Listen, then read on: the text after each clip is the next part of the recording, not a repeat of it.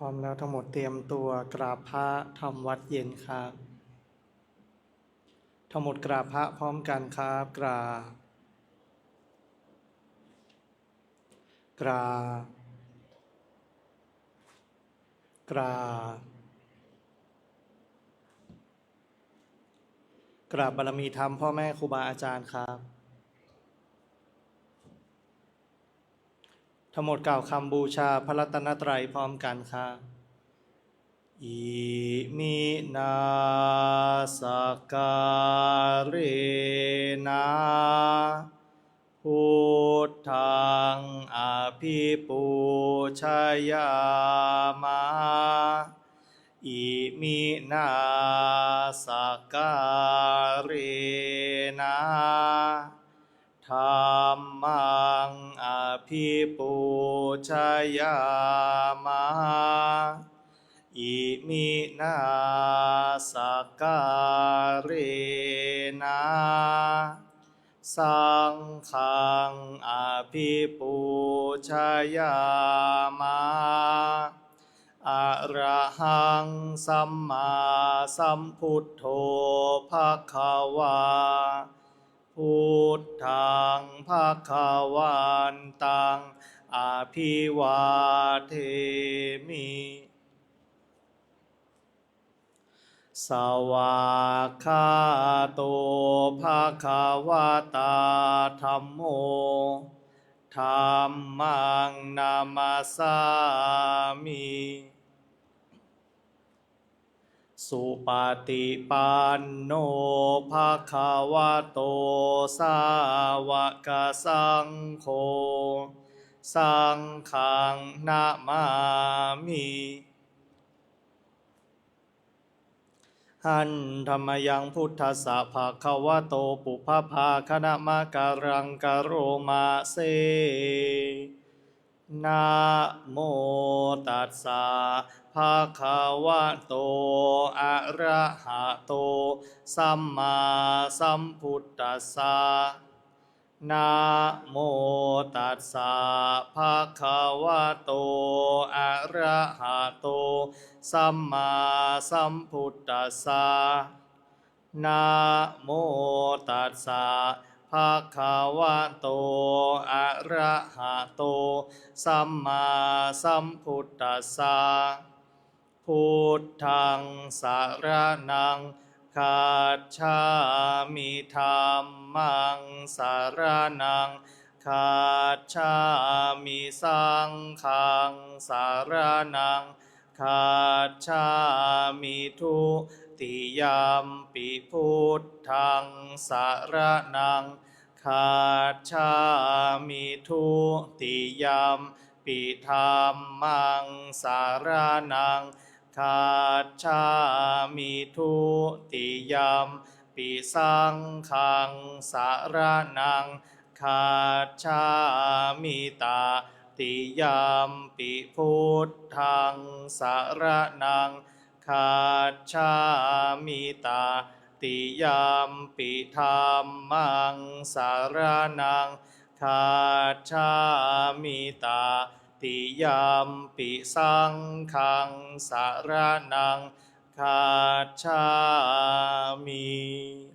เปิดหนังสือไปหน้าที่12ครับหน้า12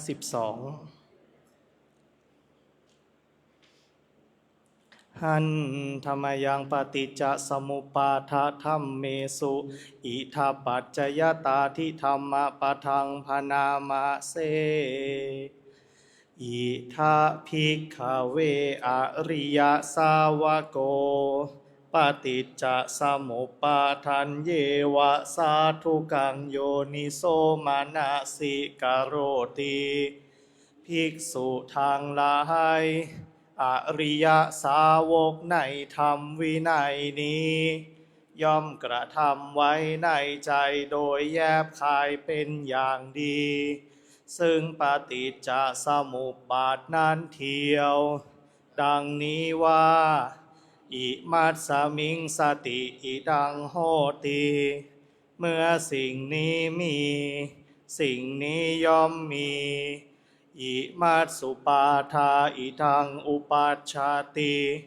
เพราะความเกิดขึ้นแห่งสิ่งนี้สิ่งนี้จึงเกิดขึ้นอิมัตสมิงอสติอิทังนะโหติเมื่อสิ่งนี้ไม่มีสิ่งนี้ย่อมไม่มีอิมัสสะนิโรธาอิทังนิรุชชาติเพราะความดับไปแห่งสิ่งนี้สิ่งนี้จึงดับไปยะทิทังได้แก่สิ่งเหล่านี้คืออวิชชาปัจจยาสังขาราเพราะมีอวิชชาเป็นปัจจัยจึงมีสังขารทั้งหลายสังขาระปัจจยาวิญญาณังเพราะมีสังขารเป็นปัจจัยจึงมีวิญญาณวิญญาณปัจจยานามรูปังเพราะมีวิญญาณเป็นปัจจัยจึงมีนามรูปนามรูปปัจจยาสลายตานังเพราะมีนามรูปเป็นปัจจัยจึงมีสลายตนะสลายตนะปัจจยาภัสโสเพราะมีสลายตนะเป็นปัจจัยจึงมีผัสสะผัสสะปัจจยาเวทนาเพราะมีผัสสะเป็นปัจจัยจึงมีเวทนาเวทนาปัจจยาตัณหาเพราะมีเวทนาเป็นปัจจัยจึงมีตัณหาตัณหาปัจจยาอุปาทานังเพราะมีตัณหาเป็นปัจจัยจึงมีอุปาทานอุปาทานะปัจจยาภโวเพราะมีอุปาทานเป็นปัจจัยจึงมีภพภาวะปัจจยาชาติเพราะมีภพเป็นปัจจัยจึงมีชาติชาติปัจจยาชรามรณังโสกปริเทวทุกขโทมนัสสุปายาสาสัมภวันติเพราะมีชาติเป็นปัจจัยชรามรณะโสกปริเทวทุกขโทมนัสอุปายาสะทางหลายจึงเกิดขึ้นครบถ้วนเอวะเมตัสสะเกวลัสสะทุกขขันธัสสะสมุทัยโยโหติความเกิดขึ้นพร้อมแห่งกองทุกข์ทั้งสิ้นนี้ย่อมมีด้วยอาการอย่างนี้อวิชชายตะเววะอะเสสะวิราคะนิโรธาสังขาระนิโรโธเพราะความจางคลายดับไปโดยไม่เหลือแห่งอวิชชานั้นเทียวจึงมีความดับแห่งสังขารสังขาระนิโรธาวิญญาณนิโรโธเพราะมีความดับแห่งสังขารจึงมีความดับแห่งวิญญาณวิญญาณนิโรธานามรูปนิโรโธเพราะมีความดับแห่งวิญญาณจึงมีความดับแห่งนามรูปนามรูปนิโรธาสลายตนะนิโรโธเพราะมีความดับแห่งนามรูปจึงมีความดับแห่งสลายตนะสลายตนะนิโรธาผัสสะนิโรโธเพราะมีความดับแห่งสลายตนะจึงมีความดับแห่งผัสสะผัสสะนิโรธาเวทนานิโรโธเพราะมีความดับแห่งผัสสะจึงมีความดับแห่งเวทนาเวทนานิโรธาตัณหานิโรโธเพราะมีความดับแห่งเวทนาจึงมีความดับแห่งตัณหา ตัณหานิโรธาอุปาทานะนิโรโธเพราะมีความดับแห่งตัณหาจึงมีความดับแห่งอุปาทานอุปาทานะนิโรธาภาวะนิโรโธเพราะมีความดับแห่งอุปาทานจึงมีความดับแห่งภพภาวะนิโรธาชาตินิโรโธเพราะมีความดับแห่งภพจึงมีความดับแห่งชาติชาตินิโรธาชรามรณังโสกปริเทวทุกขโทมานัสสุปายาสารุชันติเพราะมีความดับแห่งชาตินั้นแลชรามรณะจึงดับสิ้นเอวะเมตัสสะเกวลัสสะทุกขคันทัสสะนิโรโธโหติติความดับลงแห่งกองทุกข์ทั้งสิ้นนี้ย่อมมีด้วยอาการอย่างนี้ดังนี้เปิดหนังสือไปที่หน้า38ครับหน้า38หันธรรมยังอานาปานสติปะทังพนามาเสดูก่อนภิกษุทั้งหลายอานาปานสติอันบุคคลเจริญทำให้มากแล้วย่อมมีผลใหญ่มีอานิสงส์ใหญ่ดูก่อนภิกษุทั้งหลายอันบุคคลเจริญทำให้มากแล้วย่อมทำสติปัฏฐานทั้งสี่ให้บริบูรณ์สติปัฏฐานทั้งสี่อันบุคคลเจริญทำให้มากแล้วย่อมทำโพชฌงค์ทั้งเจ็ดให้บริบูรณ์โพชฌงค์ทั้งเจ็ดอันบุคคลเจริญทำให้มากแล้วย่อมทำวิชาและวิมุตติให้บริบูรณ์ดูก่อนภิกษุทั้งหลายก็อานาปานสติอันบุคคลเจริญทำให้มากแล้วอย่างไรเล่าจึงมีผลใหญ่มีอานิสงส์ใหญ่ดูก่อนภิกษุทั้งหลายภิกษุในธรรมวินัยนี้ไปแล้วสู่ป่าก็ตามไปแล้วสู่โคนไม้ก็ตามไปแล้วสู่เรือนว่างก็ตามนั่งคูขาเข้ามาโดยรอบแล้วตั้งกายตรงดำรงสติมั่นภิกษุนั้นเป็นผู้มีสติอยู่นั้นเทียว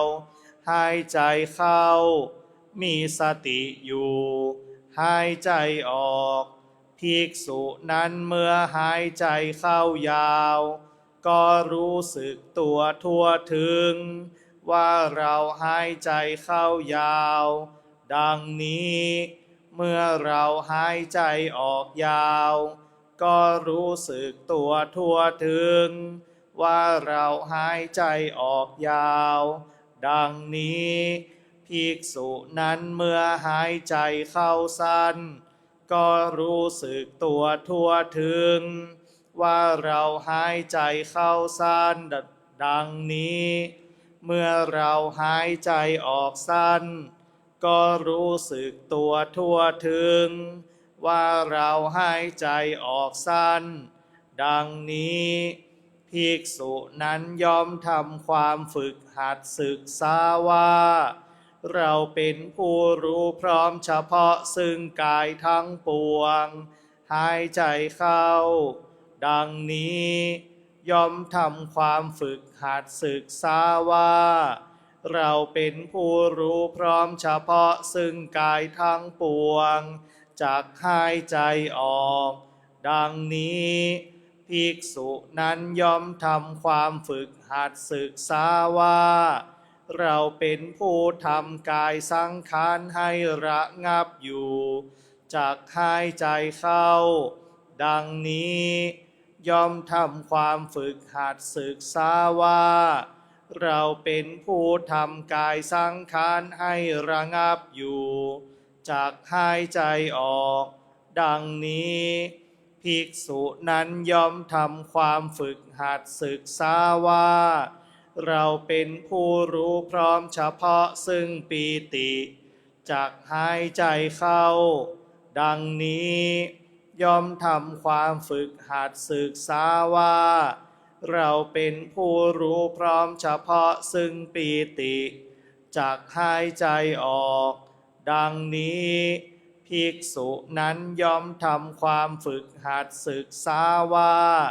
เราเป็นผู้รู้พร้อมเฉพาะซึ่งสุขจากหายใจเข้า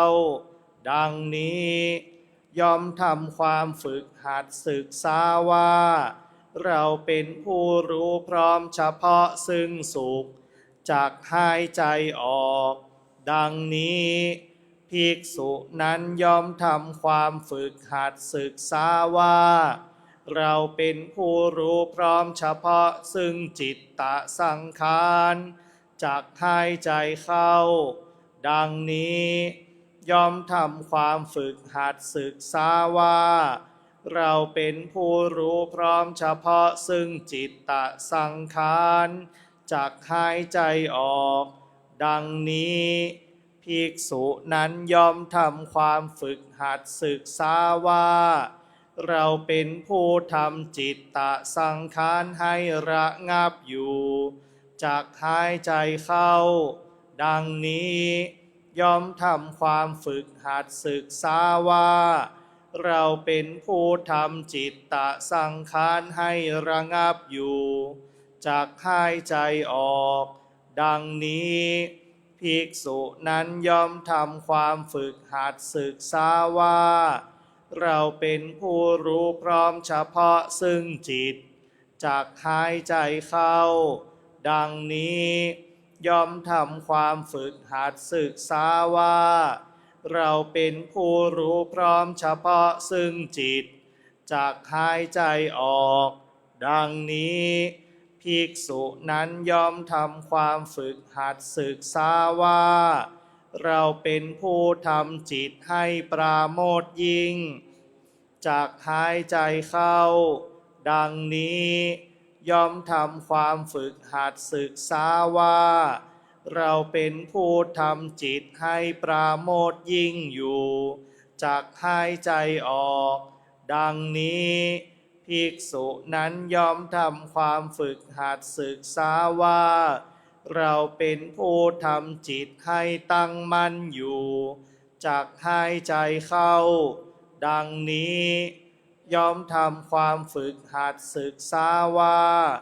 เราเป็นผู้ทำจิตให้ตั้งมั่นอยู่จากหายใจออกดังนี้ภิกษุนั้นย่อมทำความฝึกหัดศึกษาว่าเราเป็นผู้ทำจิตให้ปล่อยอยู่จากหายใจเข้าดังนี้ย่อมทำความฝึกหัดศึกษาว่าเราเป็นผู้ทำจิตให้ปล่อยอยู่จากหายใจออกดังนี้ภิกษุนั้นย่อมทำความฝึกหัดศึกษาว่าเราเป็นผู้ตามเห็นซึ่งความไม่เที่ยงอยู่เป็นประจำจากหายใจเข้าดังนี้ย่อมทำความฝึกหัดศึกษาว่า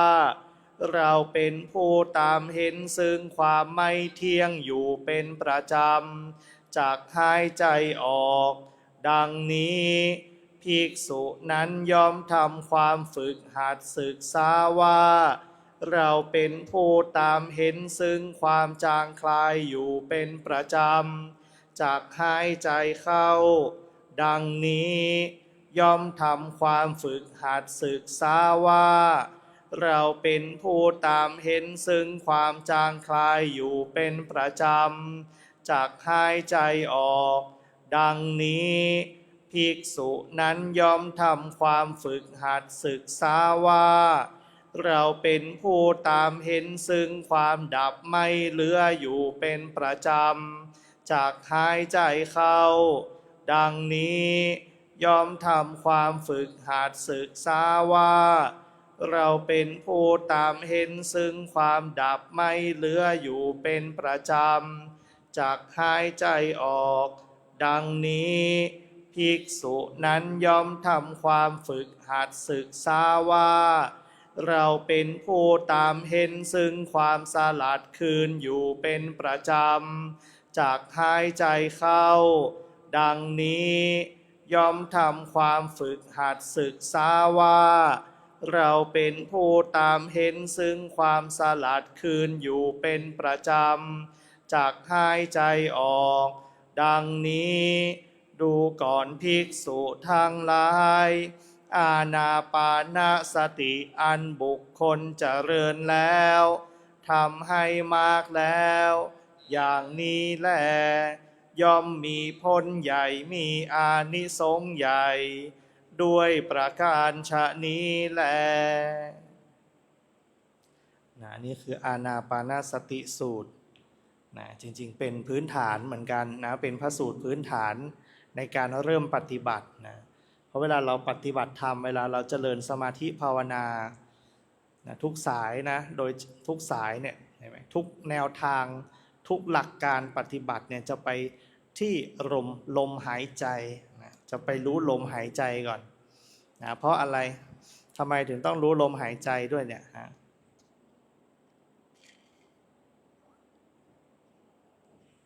เพราะจะได้ผลใหญ่จะได้อานิสงส์ใหญ่ด้วย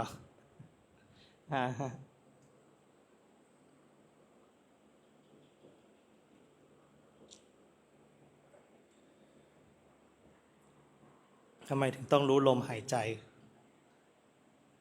นะทำไมต้องมุ่งไปที่รู้ลมหายใจก่อนนะในมหาสติปัฏฐานสูตรก็พูดถึงลมหายใจก่อนเพราะอะไร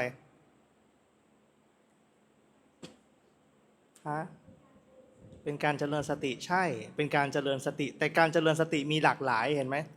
มีมากมายหลากหลายรูปแบบที่มันเจริญสติได้นะอะไรเป็นเหตุอะไรเป็นเหตุนะวันนี้เจริญปัญญากันให้สุดเลยนะวันนี้นะเห็นไหมตอนบ่ายก็ได้แล้วนะเห็นไหมตอนบ่ายก็ได้แล้วนะคราวหลังเวลาถามก็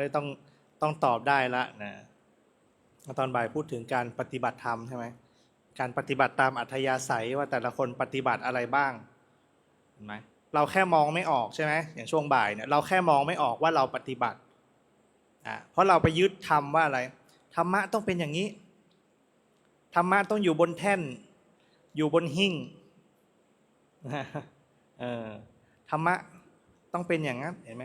ต้องหรูหราเนี่ยต้องเป็นภาษาบาลีไม่ใช่นะใช่ไหมตอนบ่ายก็พูดไปแล้วรอบหนึ่งทำไมถึงต้องอยู่กับลมหายใจเพราะอะไรรู้ได้ง่ายใช่เพราะมันรู้ได้ง่ายเหตุผลมีอยู่แค่นั้นแหละรู้ง่ายต้องนึกไหมเห็นไหมเวลาเราจะไปเดินจงกรมเห็นไหมยังต้องจะไปเดินเห็นไหม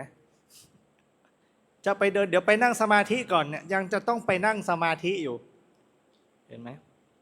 เดี๋ยวจะไปซื้อกาแฟก่อนอย่างเงี้ยก็ต้องยังจะไปอยู่เห็นไหมอันนั้นคือยังจะไปอยู่เห็นไหมล่ะแต่เป็นไงเดินจงกรมหายใจไหมนั่งหายใจไหมไปยืนสั่งกาแฟหายใจไหมไปคาเฟ่แป๊บหนึ่งหายใจไหมดูหนังหายใจไหมดู YouTube เนี่ยหายใจไหมกินข้าวหายใจไหมเห็นไหมมันรู้สึกง่ายเพราะเป็นยังไงมันมีอยู่แล้วและก็ไม่ขาดด้วยถ้าขาดเมื่อไหร่นั้นเลิกรู้ได้ไม่เป็นไรนะใครลมหายใจขาดไม่ต้องทำความรู้สึกตัวแล้วตอนนั้นนะใช่ไหมมันไม่รู้ละวิญญาณมันไปก่อนแล้ว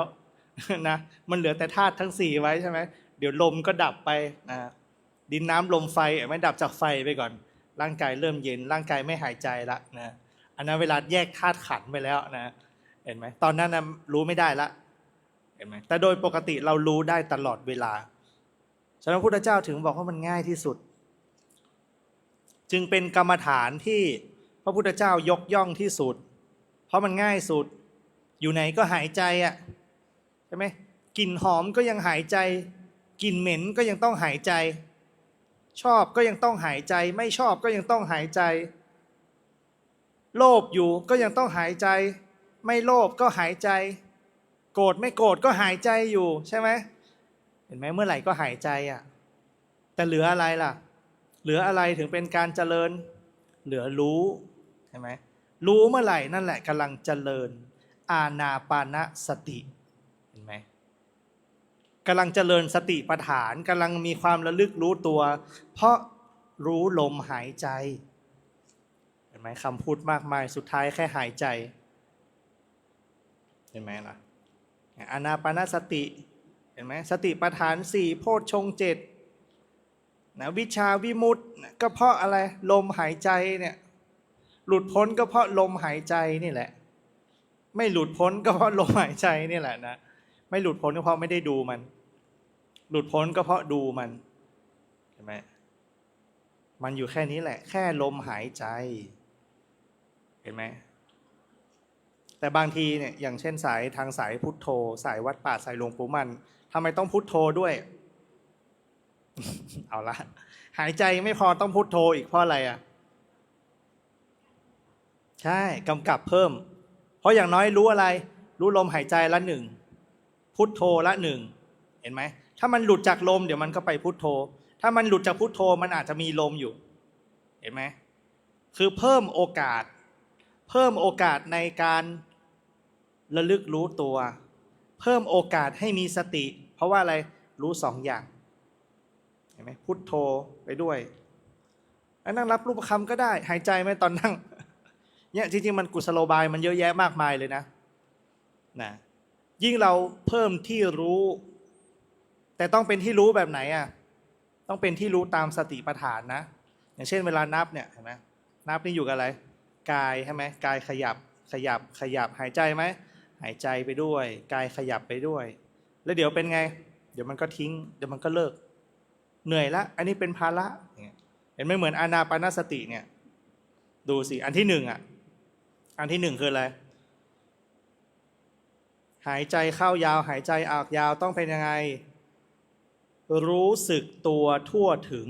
เห็นไหมเขาไม่ได้ให้รู้ลมหายใจนะพระพุทธเจ้าบอกนะเธอจงดูแต่ลมหายใจที่มันเข้าลมหายใจที่มันออกไม่ใช่นะให้ทำอะไร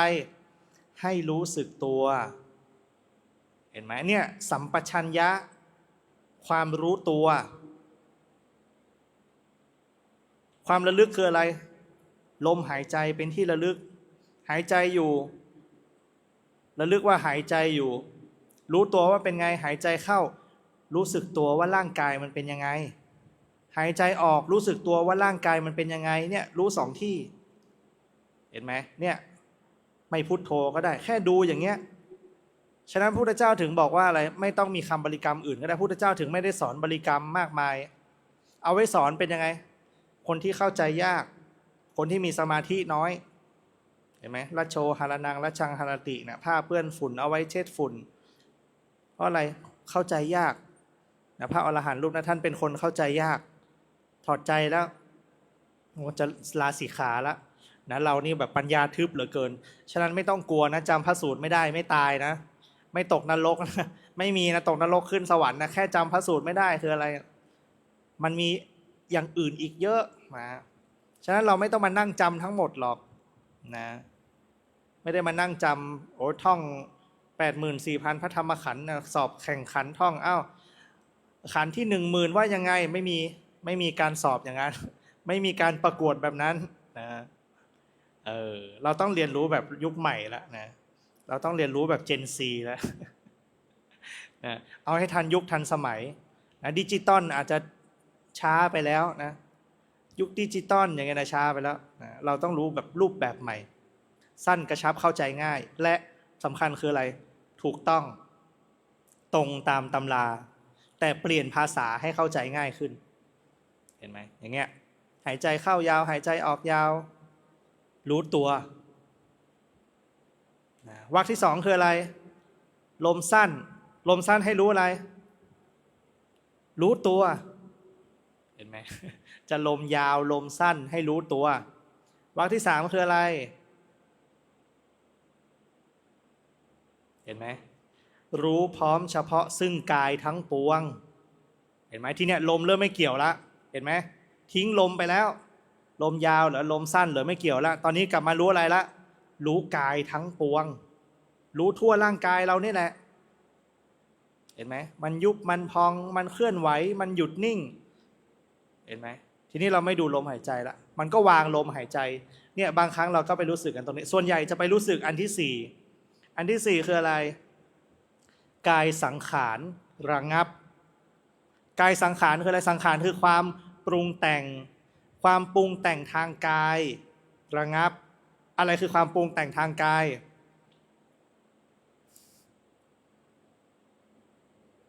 อะไรคือการปรุงแต่งทางกายนะคิดว่าเป็นอะไร อย่าคิดเยอะอะไรที่มันเกินจากกายปกติอันนั้นคือปรุงแต่งหมด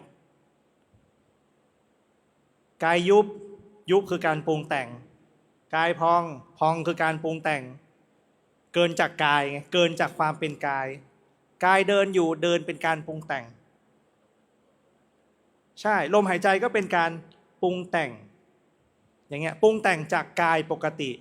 เห็นไหมเป็นกายหนึ่งเรียกว่ากายที่หายใจเข้านะกายที่หายใจออกนะกายที่ก้าวซ้ายนะกายที่ยกกายที่ย่างกายที่เหยียบกายที่ยืนกายที่เคลื่อนไหวกายที่หยุดนิ่งอันนั้นคือการปรุงแต่งกายไปในท่าทางต่างๆอิริยาบถต่างๆเห็นไหมแต่ทีเนี้ยการปรุงแต่งระงับคืออะไรก็หยุดปรุงกายเฉยๆเนี่ยสภาวะนี้แหละเป็นสภาวะที่บางคนแบบลมหายใจหายร่างกายหายเนี่ยเวลานั่งสมาธิจะเป็นแต่จะเป็นไม่เหมือนกันทุกวันนะบางคนก็อาจจะเคยสัมผัสไปแล้วลมหายบางคนกายหายบางคนแขนหายขาหายตัวมีไหนไม่รู้เพราะมันอะไรระงับไปแล้วไม่ปรุงแต่งกายอีกต่อไปปล่อยเนี่ยอันนี้คือถ้าเทียบกันในสมาธิก็คืออะไรละวิตกวิจารเห็นไหมละวิตกวิจารละความตรึกตรองที่กายถ้าพูดให้เข้าใจง่ายคือละของหยาบแล้วเห็นไหมละของหยาบแล้วเพราะกายมันเป็นของหยาบมันเป็นจุดเริ่มต้นที่ดีเพราะมันอะไรเห็นชัดรู้สึกได้ง่ายเห็นไหมทีนี้เราจะเข้าไปสู่ความละเอียดมากขึ้นมันต้องอะไรกายระงับถ้าในสัมมาสมาธิก็คือเป็นอาการเข้าไปสู่ฌานที่สองเพราะอะไรละวิตกวิจารละกายไปละหายใจเข้าหายใจออกไม่รู้ละสงบไปละสงบจากกายไปแล้วเห็นไหมมันเข้าไปสู่อะไรต่อเวทนานุปัสสนาสติปัฏฐานหมวดที่สองละเห็นไหมหมวดที่สองเป็นเวทนาแล้วอันนี้สี่ตัวแรกเป็นหมวดกายนะถ้าเทียบกับสติปัฏฐานสี่คือหมวดกายนะถ้าเทียบกับสัมมาสมาธิคืออะไรฌานที่หนึ่งมีวิตกวิจารปีติและสุขอันเกิดจากวิเวกแล้วแลอยู่อันนั้นคืออาการของมันมีวิตกวิจารลมหายใจเข้าลมหายใจออกในวิตกวิจารคืออะไรลมสั้นลมยาวนี่คือวิจารรู้สึกถึงกายอันนี้วิตกกายยุบกายพองอันนี้คือวิจารลักษณะของกายคือวิจารเห็นไหมทีนี้ระงับไปละระงับการปรุงแต่งสังขารทั้งหมดในกายละเข้าสู่เรื่องของนามธรรมละรูปประธรรมเริ่มวางละเริ่มวางรูปละจะเข้าสู่นามธรรมละนะรูปนามนะพอเข้าไปสู่เวทนาเป็นยังไงพอกายมันวางไปรู้สึกเบาไหมล่ะเนี่ยปีติเกิดเบาสบายซาบซ่านขนลุกขนพองอาการของปีติเนี่ยเบาสบายเพราะอะไรถึงเบาสบาย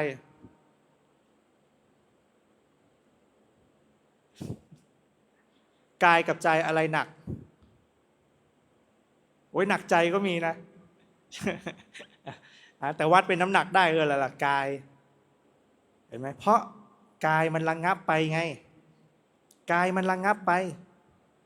มันก็เลยมีความเบาสบายก็คือปีติพอเบาสบายดีไหมล่ะดีก็เป็นขั้นที่6เห็นไหมมีความสุขปีตินี่เป็นฌานอะไร สัมมาสมาธิสองนะทุติยฌานเห็นไหมมีอาการอะไรปีติสุขอันเกิดจากวิเวกแล้วอะไรปีติสุขและเอกคตาสภาวะที่จิตตั้งมั่นเริ่มมาละจิตเริ่มตั้งมั่นละเริ่มเด่นดวงละมีปีติมีสุขอยู่แล้วก็มีเอกคตาจิตนี่แล้วก็มีสติอีกตัวหนึ่งสตินี่ต้องมีทุกอันนะนี่ปีติสุขแต่พอเป็นไงพอปีติหายไปละเห็นไหมวางปีติละวางความซาบซ่านวางความเบาไปละวางสบายไปละเหลือแต่อะไรความสุขเริ่มมีความสุขละเพราะอะไรหมดภาระไปแล้วนี่เห็นไหมหมดภาระทางกาย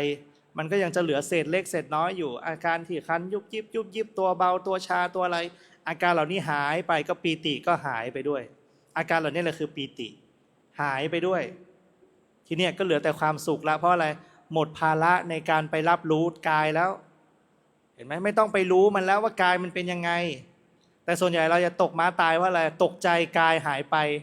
ลมหายแขนหายขาหายตกใจต้องเจอต้องมีประสบการณ์ต้องมีประสบการณ์เพราะถ้าเราไม่มีประสบการณ์เราก็จะไม่รู้เราก็จะผ่านมันไปไม่ได้มันเป็นอาการกลัวตายกลัวความไม่มีตัวตนนึกออกไหมกลัวความไม่มีอ่ะพอมันหายไปโอ๊ยลมหายไปแล้วฉันตายหรือยังเนี่ยเห็นไหมมันก็จะกลับมาอย่างเงี้ยทุกคนต้องมีประสบการณ์ในที่อันเนี้ยในการทำสมาธิอย่างเงี้ยจะต้องเกิดเนี่ยก็เป็นปัญญาว่ามันตายจริงไหมก็ยังมานั่งนึกอยู่เลยว่าลมหายไปไหนเนี่ยมันตายไหมไม่ตายนะยังมีอยู่ยังเป็นอยู่ยังระลึกได้อยู่นั่นแสดงว่ากายสังขารยังอยู่อันเนี้ยคือ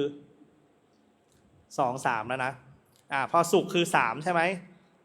ตติยฌานมีความสุขมีเอกคตาและมีสติอันนี้คือ3อันนี้คืออานาปานสติขั้นที่6ก็คืออะไรรู้พร้อมเฉพาะซึ่งสุขเห็นไหมอานาปานสติขั้นที่7คืออะไร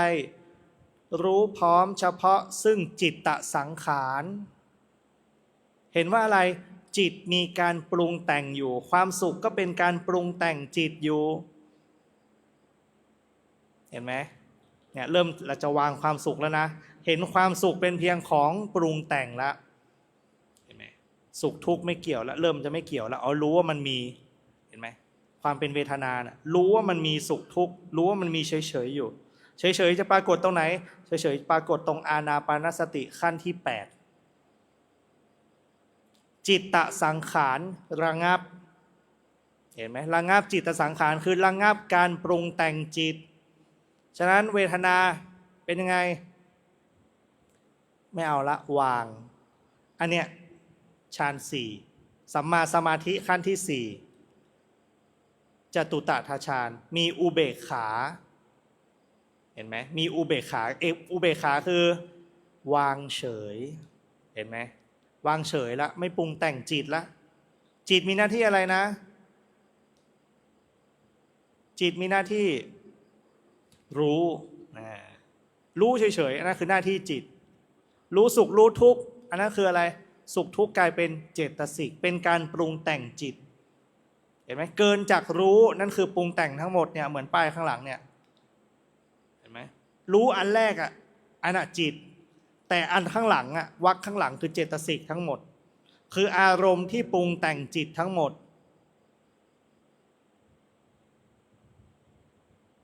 นี่ป้าย4ป้ายนะข้างหลังเนี่ยนะเป็นอย่างนั้นแหละแต่พอเรามาถึงขั้นที่8อานาปานสติขั้นที่8เห็นไหมอุเบกขาละวางเฉยละนี่คือ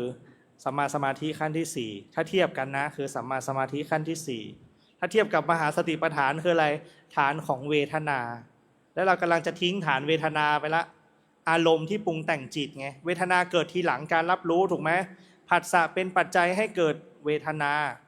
มีการกระทบแล้วเกิดอะไรรับรู้แล้วไปคิดเป็นอารมณ์ไปปรุงแต่งเป็นอารมณ์เหมือนช่วงบ่ายเห็นไหมร้อนนั่งไม่ได้เนี่ยจริงๆมันรู้แล้วนะว่าร้อนก็เลยนั่งไม่ได้แต่เราไปเอาอารมณ์คืออะไร นั่งไม่ได้ไปหงุดหงิดเพราะนั่งไม่ได้นั่งสมาธิไม่ได้ร้อนเห็นไหมเกิดโทสะขึ้นมาอยู่ไหนก็ไม่ได้ร้อนเนี่ยเกิดโทสะขึ้นมาแต่นั่นแหละคือสภาวะธรรมที่มันเกิดขึ้นแล้วเราไม่มีหน้าที่ไปปฏิเสธมันไม่มีหน้าที่ไปทำลายมันไม่มีหน้าที่ไปจัดการอะไรมันเลยมีหน้าที่แค่อะไรรู้มันอย่างเดียวแค่เข้าไปรู้มันก่อนประการแรกเนี่ยเข้าไปรู้มันให้ได้ผู้รู้จะได้เกิดแค่นั้นเองนะอย่างนั้นนะทีนี้อานาปานสติขั้นที่9เข้าสู่หมวดของจิตตานุปัสสนาสติปัฏฐานละจิตมีหน้าที่อะไรนะรู้ข้อ9รู้อะไรบ้างนี่ไงรู้พร้อมเฉพาะซึ่งจิตรู้ว่าจิตมันเป็นที่รู้แค่นั้นเลยเห็นไหมเนี่ยการไปรู้เนี่ยแหละคือเรื่องของจิตเนี่ยคือการพิจารณาจิตในจิตนะเห็นไหมเวลาจิตมันวิ่งไปเดี๋ยวไปกระทบซ้ายรู้ซ้ายกระทบขวารู้ขวาเสียงตาเห็นเนี่ยไปรู้ที่ตาไปรู้ที่หูจมูกได้กลิ่นเนี่ยไปรู้ที่จมูกเห็นไหมก้าวซ้ายไปรู้ที่เท้าซ้ายเห็นไหมก้าวขวาจิตไปรู้ที่เท้าขวาการมีสมาธิการตั้งมั่นเนี่ยจะเห็นอย่างนั้นเห็นว่าจิตมันไปรู้แป๊บแป๊บแป๊บตรงนั้นทีตรงนี้ที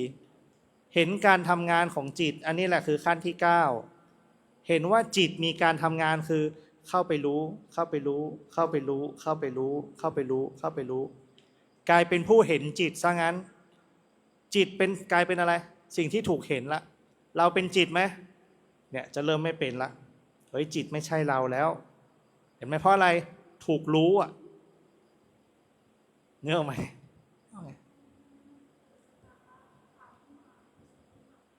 ใช่เพราะมันวุ่นวายจิตไปรู้ความวุ่นวายแต่ความเป็นเราไปยึดอะไรยึดเอาความวุ่นวายมาเป็นของตัวเองอย่างนี้เฉยๆนึกออกไหมอันนี้คือในสภาวะแต่ถ้าโดยสภาวะตามธรรมจริงๆคืออะไรจิตแค่ไปรู้ความวุ่นวายตรงนั้นความว้าวุ่นฟุ้งซ่านเหล่านั้นเป็นอะไรปรุงแต่งจิตอีกทีนึงจิตแค่เข้าไปรู้จิตยังไม่วุ่นวายจิตยังไม่วุ่นวายแต่อาการเหล่านั้นมันทำให้จิตไปปรุงว่านี่อาการวุ่นวายนะทั้งที่จิตมันมีหน้าที่แค่อะไร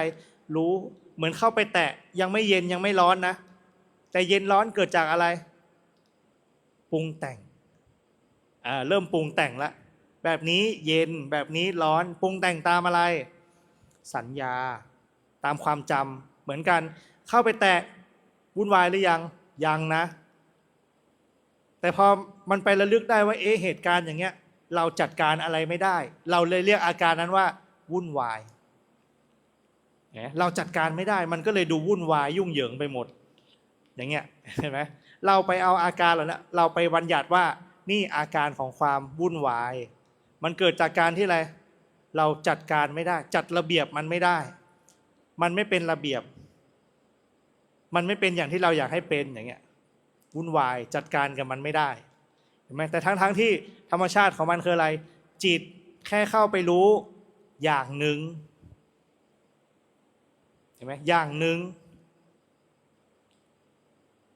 แต่เราไปปรุงแต่งไอ้อย่างหนึ่งนั่นว่าเป็นสุขเป็นทุกข์เป็นความวุ่นวายเป็นความสงบนึกออกไหมใช่จริงๆมันเป็นแค่อาการหนึ่งแค่นั้นเองถ้าเทียบกันก็คือจิตแค่ไปรู้อย่างหนึ่งนอกนั้นไม่มีแต่เราเป็นไงเราจัดการมันตามความจำของเราบางครั้งเวลาหลอกเด็กเห็นไหมมืดเนอะอย่าไปกลัวความมืดละถูกไหมถูกให้ข้อมูลอย่างนั้นว่ามืดอย่าไปเดี๋ยวโดนจับไปนะเดี๋ยวโดนแมงนั่นแมงนี่เดี๋ยวผีหลอกนะเอาไปเชื่ออีกมีผีอีกเห็นไหมตามความจำเห็นไหมล่ะมืดๆนะไม่ไปละกลัวผีโดนหลอกมาตั้งแต่เด็กเห็นไหมโดนให้ข้อมูลมาตั้งแต่เด็กก็เลยจำอย่างนั้นไปเรื่อยๆเห็นไหมล่ะแล้วพอเป็นไงมีเด็กๆมาอีกก็สอนเด็กต่อไปอย่างนั้นอีกนะลูกอย่าไปนะสอนกันต่อไปเป็นทอดๆถูกไหมทั้งที่ตอนเริ่มต้นเด็กจะไม่มีความคิดนี้เด็กจะไม่กลัวจะกลัวเพราะอะไรผู้ใหญ่ป้อนข้อมูลอันนี้กลัว อันนี้ดี อันนี้ไม่ดีนะ ตามผู้ใหญ่ป้อนข้อมูลถูกไหม นะเป็นอย่างนั้นนะ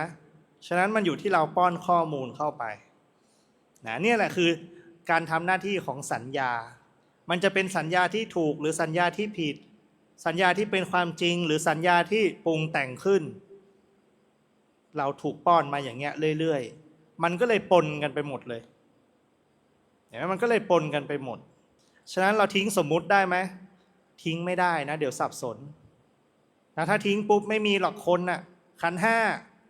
เนี่ยเหรอ ทุกอย่างคือขันธ์ห้าหมดอาจจะเรียกแม่ชีไม่ได้นะอันนั้นแม่ชีเป็นสมมุติต้องเรียกขันธ์ห้าขันธ์ห้าไหนก็ไม่รู้ นึกออกไหมจะเรียกคนก็ไม่ได้หมาก็ขันธ์ห้าเหมือนกันคนก็ขันธ์ห้าเหมือนกันเอาละสิทีเนี้ยขันธ์ห้าก็เป็นสมมุติขึ้นมาเหมือนกันอ้าวเห็นไหมถ้าทิ้งสมมุติเนี่ยวิปลาสทันทีเลยนะฉะนั้นบางสายเนี่ยจะไปทิ้งเลยไม่ได้นะเราต้องทำความเข้าใจมันไม่ได้ทิ้งมันไม่ได้ตัดทิ้งเห็นไหมเหมือนที่บอกว่า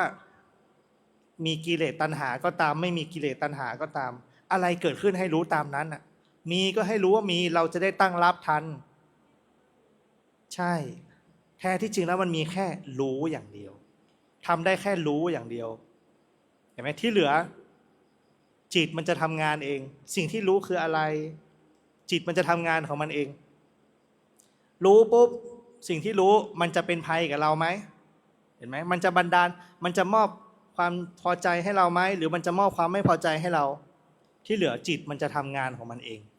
เราจะอัตโนมัติเลยอะร้อนปุ๊บเราต้องพัดละร้อน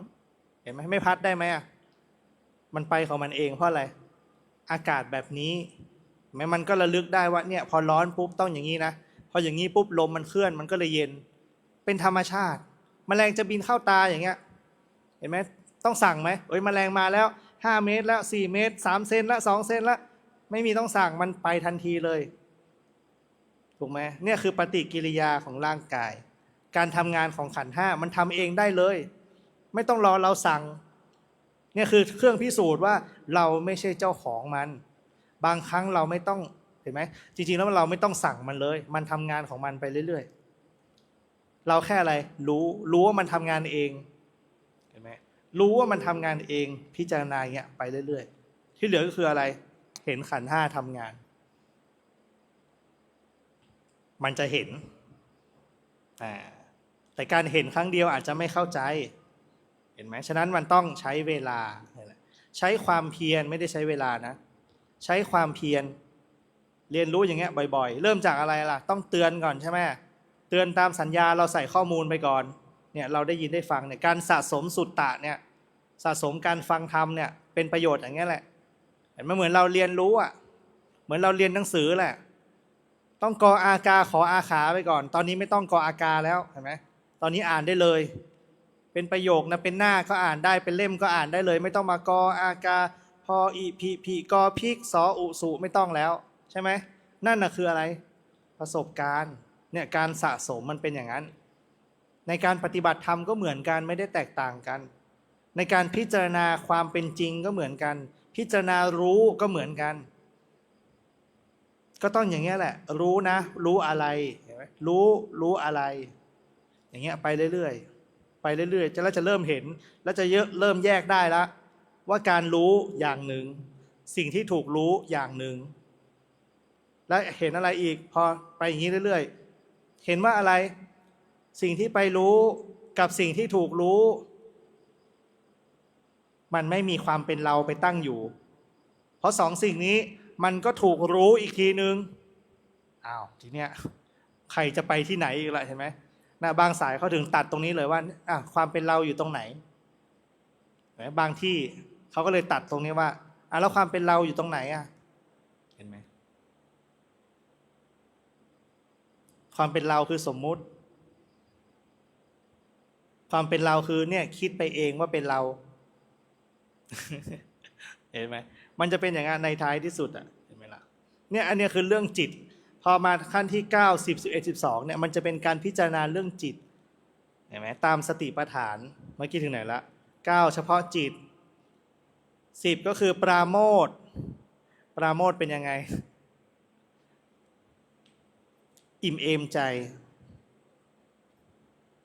นะจิตที่ปราโมทย์นะอิ่มเอมใจ ข้อ11จิตให้ตั้งมั่นเนี่ยคือสภาวะที่จิตตั้งมั่นตั้งมั่นคืออะไรเป็นกลางไม่หวั่นไหว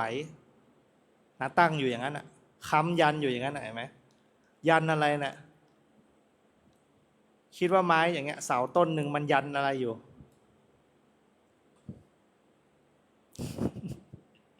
คิดว่ามันค้ำอะไรอยู่เห็นไหมค้ำคานหรือเปล่าจริงๆเป็นตัวห้ามนะ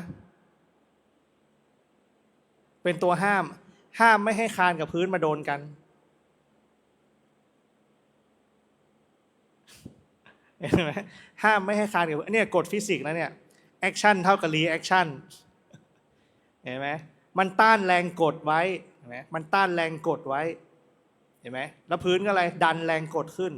พื้นมันดันขึ้นไอ้คานมันดันลงโดยที่มีไม้อยู่ตรงกลาง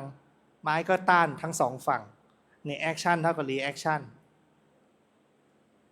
เห็นไหมไม้อยู่ตรงกลางเห็นไหมถามว่าไม้มีแรงไหมไม้ต้องออกแรงไหมไม้ไม่ออกแรงนะไม้แค่ขั้นอยู่เห็นไหมเนี่ยเหมือนความเป็นกลางขั้นระหว่างพื้นกับคานแต่ไม้ไม่ได้ออกแรงไม้แค่ส่งผ่านแรงเฉยเห็นไหมไม้ไม่ต้องออกแรงไม้อยู่เฉยๆอย่างเงี้ยตั้งมั่นไม่หวั่นไหวถ้าหวั่นไหวเมื่อไหร่เป็นไงล่ะเดี๋ยวคานกับพื้นมันจะมาชนกันอันนั้นคือในหมวดของจิตนะข้อ12คืออะไรเห็นไหมทำจิตให้ปล่อยอยู่ท้ายที่สุดมันก็ต้องอะไรปล่อยจิตปล่อยการรู้ไปเห็นไหมเนี่ยเหมือนเมื่อกี้ที่บอกรู้ก็ไม่ใช่เราละเพราะว่าอะไรกระบวนการจิตที่ไปทำงานเห็นไหมจิตไปรับรู้ทางตาหูจมูกลิ้นกายใจเป็นกระบวนการการทำงานที่ถูกรู้เหมือนเราไปรู้เดี๋ยวไปได้ยินละแวบตรงนี้ทีนึงเดี๋ยวจิตพุ่งไปนู่นละไปรู้ตรงนี้เดี๋ยวไปรู้ตรงนี้เดี๋ยวไปรู้ตรงนี้เดี๋ยวรู้ซ้ายเดี๋ยวรู้ขวาเดี๋ยวรู้หายใจเดี๋ยวรู้คิดเราเห็นกระบวนการการทำงานของจิตเห็นไหมจิตมีหน้าที่ไปรู้นี่เราก็เห็นละกระบวนการมันอันนั้นคือจิตที่ไปรู้ไอ้ที่เห็นอยู่ตรงนี้คือเรียกอะไรนี่ก็เรียกจิตผู้รู้อะไรเห็นไหมธรรมชาติที่รู้อารมณ์เนี่ยเข้าไปถึงความเป็นธาตุละเป็นธาตุรู้เป็นธาตุละเห็นไหมเพราะอะไรจิตมันไปนี่จิตมันเป็นขันนี่อันเนี้ยคือนอกขันแล้วเห็นไหมนอกขันละเพราะรู้การทำงานของขันเป็นธาตุแล้วในภาษาปฏิบัติเขาจะเป็นธาตุรู้ไม่ใช่ตัวอะไรเหมือนความว่างกับอากาศคนละตัวกันนะอากาศธาตุแสดงว่ามีอะไรมีธาตุอยู่ความว่างก็เป็นทำไมถึงมีความว่างเพราะมีความไม่ว่างก็เลยมีความว่างความว่างคือระหว่างเห็นไหมแต่อากาศคืออะไรลมกับอากาศเหมือนกันไหม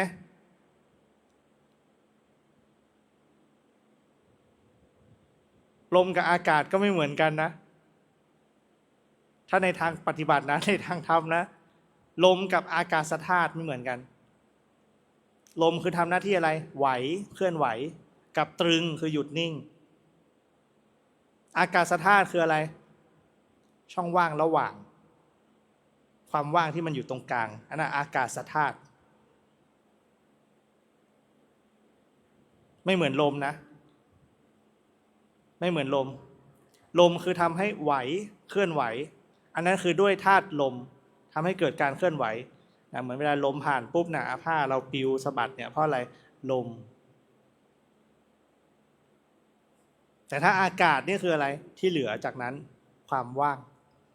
อากาศธาตุคือธาตุที่ว่างๆอยู่นะอันนั้นเป็นอากาศธาตุแต่ทีนี้มาถึงขั้นที่12ปล่อยจิตละนะเป็นเรื่องของจิตละเห็นไหมกายเวทนาจิตปล่อยไปหมดแล้วทีเนี้ยเหลือแต่สุดท้ายละ4ตัวสุดท้ายคือเรื่องของธรรมล้วนๆธรรมคืออะไรธรรมคือสิ่งที่อธิบายไอ้พวกนั้นแหละ นะสิ่งที่อธิบายกายเวทนาจิตนะแม้แต่ธรรมเองก็ถูกอธิบายโดยธรรมแต่ไม่มีอะไรบ้างมีความไม่เที่ยงเห็นไหมเห็นความไม่เที่ยงอยู่เป็นประจำจากหายใจเข้าจากหายใจออกเห็นความไม่เที่ยงเปลี่ยนแปลงตลอดเห็นไหมอธิบายแล้วเห็นไหมกายเป็นไงสุดท้ายกายระงับเห็นไหมจิตตสังขารอารมณ์ที่ปรุงแต่งจิตเป็นยังไงระงับสุดท้ายเป็นไงจิตแม้แต่การรู้เป็นไงปล่อยถูกปล่อยละหายไปละปล่อยไปละเห็นไหมอันเนี้ยคือความไม่เที่ยงเกิดขึ้นในเบื้องต้นดับไปในที่สุดเรียกว่าความไม่เที่ยงเกิดขึ้นในเบื้องต้นดับไปในที่สุดอันนี้เรียกว่าความไม่เที่ยงพอไม่เที่ยงแล้วเป็นยังไงจางคลายทำไมถึงจางคลายก็มันไม่เที่ยงจะเอาอะไรกับมันคลายไหมก็มันไม่เที่ยงอ่ะมันเปลี่ยนแปลงตลอดอ่ะจะเอาอะไรกับมันใช่ไหมเหมือนเรารู้ว่าบางคนนิสัยเขาเป็นยังไงก็เขาเป็นอย่างเงี้ยเราก็เป็นยังไงหลบหลีกเลี่ยงเองรู้หลบเป็นปีกรู้หลีกเป็นหางเองถูกไหมเปลี่ยนเขาได้ไหมเปลี่ยนไม่ได้เขาเป็นอย่างนั้นอ่ะเห็นไหม ต้องมาจัดการอะไรจัดการที่เรารถมาตรงจะปะทะไหมหรือว่าเราจะหลบถูกไหมเราต้องจัดการที่เรา เห็นไหมเหมือนถามว่าอย่างเงี้ยรถไฟมันวิ่งอยู่บนรางใช่ไหมทำไมรถทัวร์ไม่หลบ รถทัวร์ไปขวางมันก็ชนสิใช่ไหมล่ะนะอันนั้นคือปะทะใช่ไหมน่าจะรู้สิอ้าวมันต้องถ้าเราไปเนี่ยเราไม่พ้นนะเราคารางอยู่นะไฟมันก็เตือนไหนนั่นแหละนะไฟก็เตือนแล้วสัญญาณก็ดังไม้คานก็จะลงมาอยู่แล้วเงี้ยไอ้คนโบกก็โบกแล้วโบกแล้วมันไปไม่ได้ไงเนอะไหมไปข้างหน้าก็ไม่ได้ถอยหลังก็ไม่ได้ค้างอยู่ตรงนั้นน่ะรู้ทั้งรู้ว่าไปไม่ได้แต่ก็ไปเห็นไหมล่ะก็จำเป็นต้องอะไรปะทะปุ๊บก็เสียหายเห็นไหมล่ะแต่ถ้ารู้แล้วมันไปแล้วเดี๋ยวเราไปไม่ได้เนี่ยเราค้างครึ่งเนี่ยใช่ไหมรถไฟก็กำลังจะมาก็ไม่ไปก็ไม่เป็นข่าว ก็ไม่มีอะไรเกิดขึ้นเห็นไหมเนี่ยอุบัติเหตุเกิดจากอย่างนี้แหละเห็นไหมล่ะขาดสติ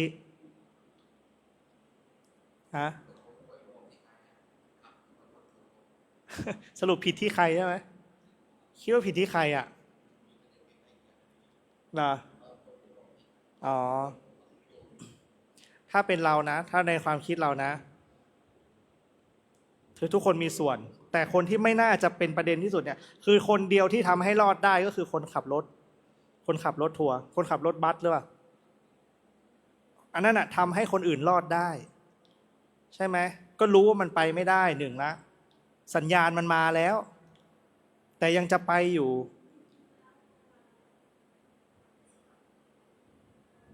ใช่ไหม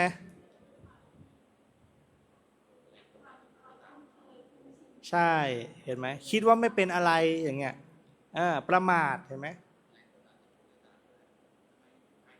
นั่นแหละก็มันหลายอย่างนะหลายส่วนนะเออก็มีส่วนนะเห็นไหมมันเป็นกลายเป็นอะไรเราประมาทจนเคยชินมันคือประมาทจนเคยชินนะไม่ใช่เชียงใหม่ไม่มีนะเชียงใหม่ก็มีตรงแยกวัดแสนฝางนะที่จะข้ามไปหมู่บ้านการกนกอีกฝั่งหนึ่งเป็นวัดแสนฝางที่อยู่หลังโรงเรียนอะไร ABS ถ้าข้างนอกซูเปอร์มันจะเป็น ABS ตรงนั้นจุดขวาเอายังไม่มาอ้อมหลบไอ้ไม้กั้นเราเนี่ยบ้านอยู่ผ่านเส้นรถไฟตลอดก็จะเห็นตลอดเนี่ยบางทีรถไม่มาสักทีนะรถไฟมาช้ามอไซค์แทรกไปก่อนประมาทนะถ้าเกิดมันอะไรขึ้นมาตรงนั้นทำให้มันติดล้มพอดีอย่างเงี้ยเนอะไหมระหว่างไอ้หลบอย่างเงี้ยหลบไม้กั้นแล้วเกิดล้มวิ่งขนาดนี้นะเห็นไหมจะมาดึงรถเงี้ยไม่ทันนะเขาก็อุตส่าห์กั้นแล้วสัญญาณก็มาไม่ได้ว่ามาถึงระยะเท่าไหร่เขามีระยะของเขาด้วยซ้ำนะเซ็นเซอร์มันจะดังก่อนอยู่แล้วก่อนรถไฟมานะมันไม่ได้เกี่ยวกับคนขับหรอกมันมีเซ็นเซอร์แต่ในกรุงเทพเนี่ยน่าจะต้องใช้คนเพราะว่าอะไรต้องรอเคลียร์รถที่ค้างอยู่บนราง อันนี้ดีนะเชียงใหม่ไม่ทำอะไรนะรถรางนะ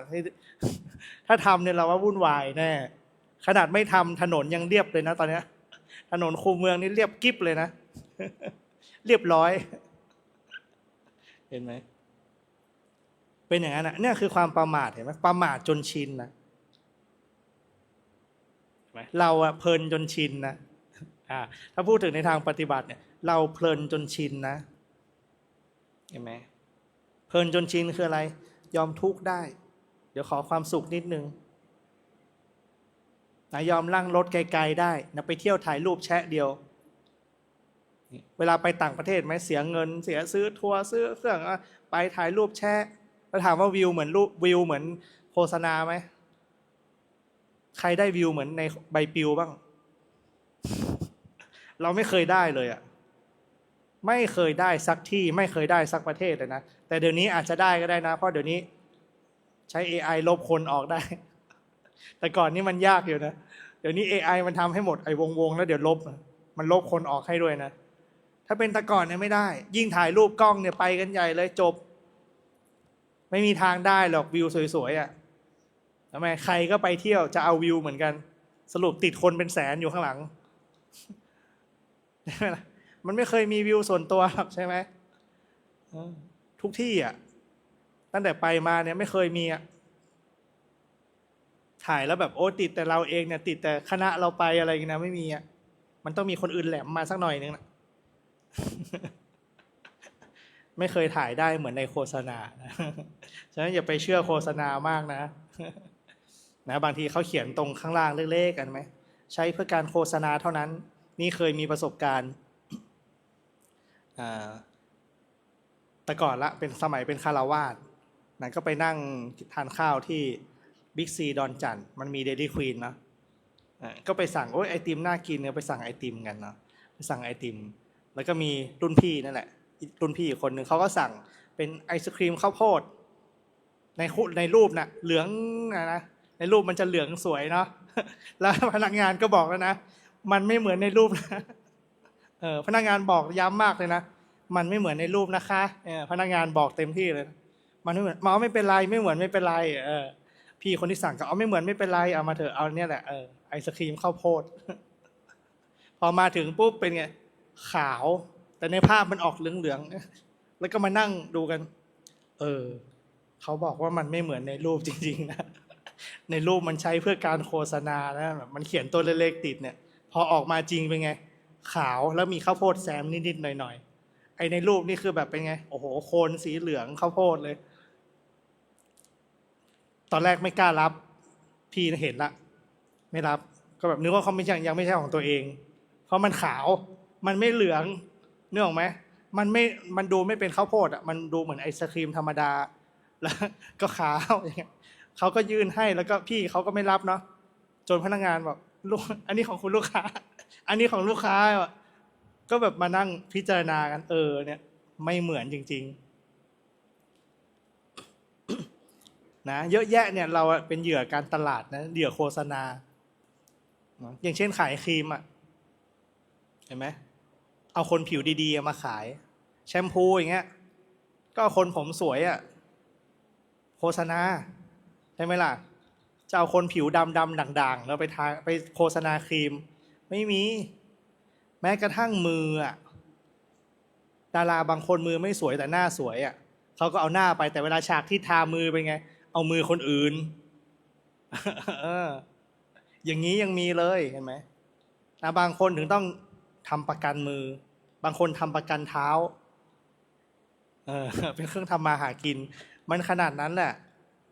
เพราะฉะนั้นเราอย่าไปเชื่ออะไรง่ายๆนะต้องมีสตินะในชีวิตประจำวันเนี่ยเราต้องพิจารณาอย่างเงี้ยมันถึงจะเป็นการเอาธรรมไปปฏิบัติเพราะพุทธเจ้าสอนให้เราเอาไปใช้ในชีวิตประจำวันนะตามฐานะนะปฏิบัติธรรมสมควรแก่ธรรมเห็นไหมตามฐานะตามรูปแบบของเราเห็นไหมพุทธเจ้าสอนไปหมดก่อนเห็นไหมแต่เวลาเทศเป็นไงเทศแต่ละกลุ่มไม่เหมือนกันก็เพราะอย่างนี้แหละจริตของแต่ละกลุ่มเหมือนกัน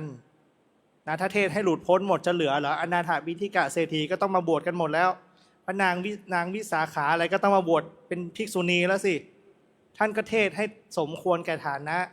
ยังเป็นผู้ครองเรือนอยู่อันนั้นยังเป็นกษัตริย์อยู่อันนี้ยังมีบริวารมากมายต้องเลี้ยงดูก็เอาตามฐานะเขาเห็นไหมไม่งั้นเราเอาทุกคนนะเวลาพระพุทธเจ้าเทศใครเสร็จปุ๊บอ้าวเธอจงเป็นภิกษุมาเถิดอย่างเงี้ยเห็นไหมบวชพระกันหมดทั้งประเทศเลยใช่ไหมตามฐานะนะพระพุทธเจ้าก็ดูแล้วนะแววใครจะไปได้ไปไม่ได้นะจริงๆแม้แต่พระอานนท์ท่านก็ไม่ได้ทำนายนะไม่ได้ทำนายว่าพระอานนท์จะบรรลุนะรู้ว่าจะไม่บรรลุด้วยซ้ำในขณะที่มีพระพุทธเจ้าอยู่พระพุทธเจ้ายังมีชีวิตอยู่เนี่ยพระอานนท์ไม่มีทางบรรลุเพราะอะไรต้องคอยอุปถากพระพุทธเจ้าไม่มีเวลาปฏิบัติหรอกพระพุทธเจ้ารู้แน่นอนอย่างนี้ใช่ไหม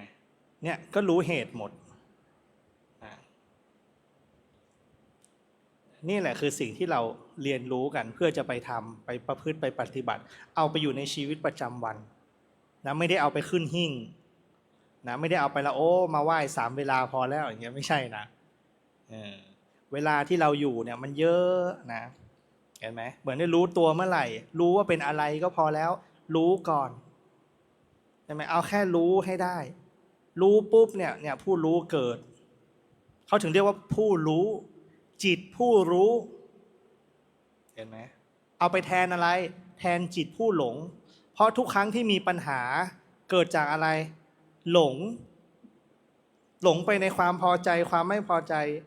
การกระทบกระทั่งกันก็เกิดตามนี้แหละพอใจไม่พอใจความอยากได้อยากมีความไม่อยากได้ไม่อยากมีก็เพราะสิ่งเหล่านี้แหละหลงไปกับมันถูกไหมปัญหามันเกิดเพราะหลงไม่ได้เกิดเพราะรู้ถ้ารู้ทันไม่มีปัญหานะถ้ารู้ทันไม่มีปัญหานะฉะนั้นเอาประเด็นเนี่ยให้ได้นะรู้ให้ได้ผู้รู้นะไม่ต้องไปถามหาเนี่ยเราระลึกได้เนี่ยเดี๋ยวผู้รู้มาเองแหละเดี๋ยวมันจะพัฒนาไปเป็นผู้รู้เองเราไม่ต้องไปแต่งตั้งมันไม่ต้องไปแต่งตั้งผู้รู้ไม่ต้องไปแต่งตั้งผู้หลงหรอกไม่ต้องไปแต่งตั้งโอ้ยจิตราคะโทสะปล่อยมันเรามีหน้าที่ดูมันเฉยๆนะจิตเป็นสมาธิไม่เป็นสมาธิเราทำอะไรมันไม่ได้หรอกนะมันจะเป็นไปของมันเองเนี่ยอันนี้คือการเติมสัญญาละที่เหลือคือเราไปตามรู้ไปดูมันดูเยอะๆเนี่ยเขาถึงเรียกพิจารณาเห็นไหมพิจารณาดูอย่างมีวิจารณญาณไงนะดูอย่างมีข้อมูลใช่ไหมเหมือนเราจะเลือกอะไรสักอย่างหนึ่งเราก็ต้องดูข้อมูลอยากจะซื้อรถไฟฟ้านะดูข้อมูลก่อนอะไรหาง่ายหรือหายากศูนย์มีไหมอะไรมีเพียงพอไหมราคาเป็นยังไงเทียบกับตัวอื่นสิเห็นไหมความคุ้มค่าเป็นยังไงใช้ได้นานใช้ได้ช้ามีข่าวดีบ้างไหมมีข่าวไม่ดีไหมเนี่ยต้องดูให้ละเอียดใช่ไหมล่ะไม่ใช่ว่าโอ้ซื้อนะเกิดได้ดวงขึ้นมาดวงดีขึ้นมาเลยไหมใช่ไหมล่ะนะฉะนั้นต้องมีสติอยู่ในชีวิตประจำวันมีความระลึกมีความรู้ตัวมีรู้อยู่ในชีวิตประจำวันแค่นี้แหละพอแล้วนะแค่นี้แหละพอแล้วฉะนั้นเราจะไม่มีการเห็นไหมไม่ต้องมาตัดสินอะไรรู้ก็พอถ้าทุกคนรู้ไม่มีปัญหารู้ของตัวเองพอนะไม่ต้องไปรู้ของคนอื่นอย่าเพิ่งไปรู้คนอื่นรู้ตัวเองก่อนนะรู้ตัวเองก่อนสำคัญที่สุดนะฉะนั้นคนอื่นก็คือคนอื่นนั่นแหละนะเรากินเขาไม่ได้อิ่มไปกับเราเนี่ยถูกไหมเรากินเราก็อิ่มเขากินเขาก็อิ่มถ้าเขาไม่กินแล้วเรากินมานั่งดูเรากินเขาจะอิ่มไหมไม่อิ่มเราต้องหายใจเผื่อเขาไหมไม่ต้องใช่ไหมเราก็หายใจให้ร่างกายนี่มันอยู่ได้แค่นั้นแหละนะฉะนั้นที่ตัวเองล้วนๆนะอยู่ที่เรานะอยู่ที่เรานะเอานี้พอสมควรแก่เวลามีอะไรจะสอบถามเพิ่มเติมไหม วันนี้น่าจะคลายข้อสงสัยนะวันนี้นะ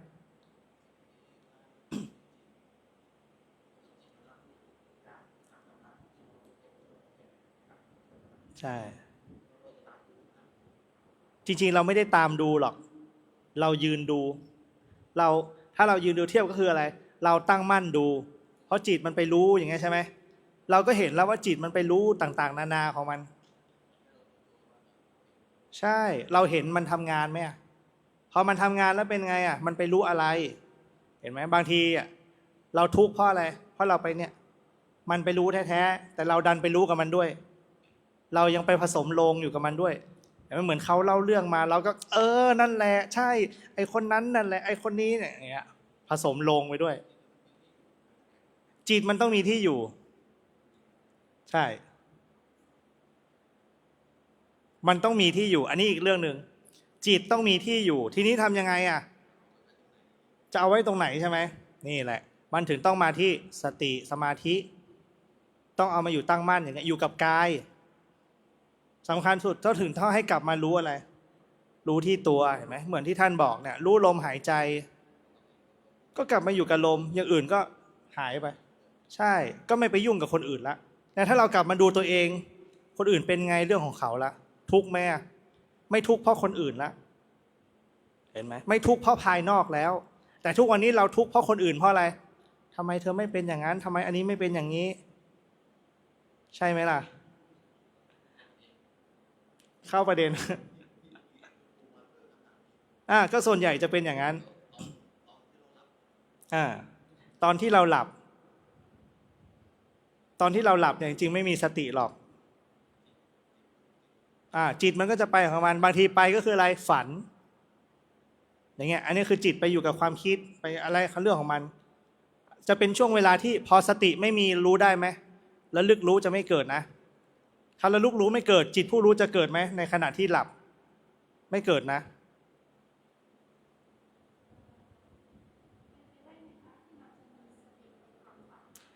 มันจะไม่ได้สติในความฝันแต่มันจะรู้นึกออกไหมถามว่าสติในความฝันไอ้ฝันน่ะส่วนหนึ่งละแต่สติมันเกิดตอนไหนเกิดตอนที่ระลึกได้ว่าตอนนี้เราหลับอันนั้นคือสติเกิดแต่สติไม่ได้อยู่กับฝันนะรู้ว่าฝันคืออะไรความคิดจริงๆบังคับไม่ได้อารมณ์เดียวกันนะเหมือนกับเราฝันไปเรื่องนี้เหรอฝันว่าทำอย่างนั้นทำอย่างนี้ได้เหรอใช่รู้ว่าฝันน่ะเห็นไหมรู้ว่าฝันนะแต่ไม่ใช่ตัวที่ฝันอยู่เรารู้ว่าเนี่ยเฮ้ยเราหลับอยู่นี่ฝันนี้เหตุการณ์นี้มันผ่านไปแล้วนี่อันนั้นคือความระลึกได้นั่นคือสติ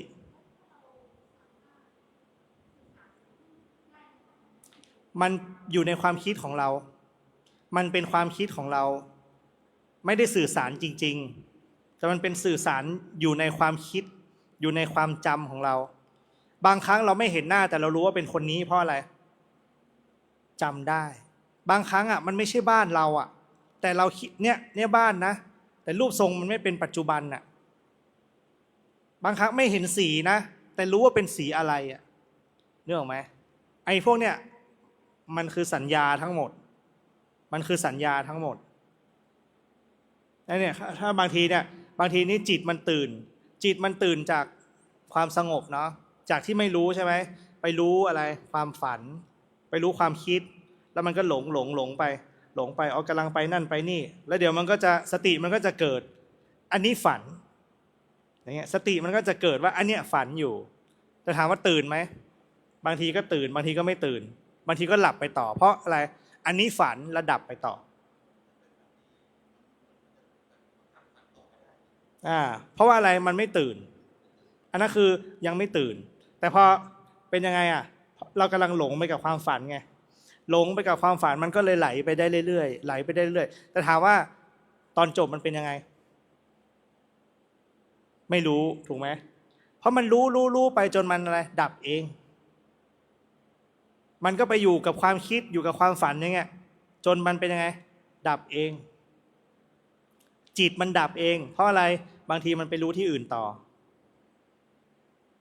มันก็เปลี่ยนเห็นไหมจิตมันก็เปลี่ยนมันอยู่ได้ไม่ตลอดเราถึงจำไม่ได้เริ่มตรงไหนเริ่มฝันตอนไหนไม่รู้จบฝันยังไงไม่รู้เห็นไหมเพราะอะไรนี่สติไม่ได้เกิดแต่พอสติเกิดปุ๊บอันนั้นคือฝันอย่างเงี้ยอันเนี้ยสติเกิดเมื่อกี้ฝันบางทีก็ตื่นบางทีก็ไม่ตื่นพอรู้ปุ๊บไอ้ฝันดับทันทีเลยแต่ถึงไม่รู้ฝันมันก็อะไรเกิดขึ้นแล้วก็ดับไปเห็นไหมมันคือความคิดที่เกิดขึ้นแล้วก็ดับไปว่าไงครับแม่ชี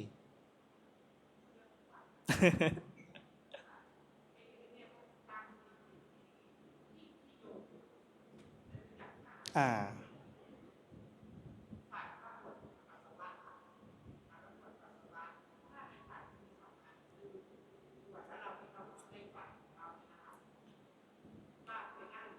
อ่าอ่าอ่า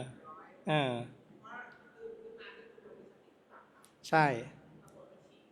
อ่าอืม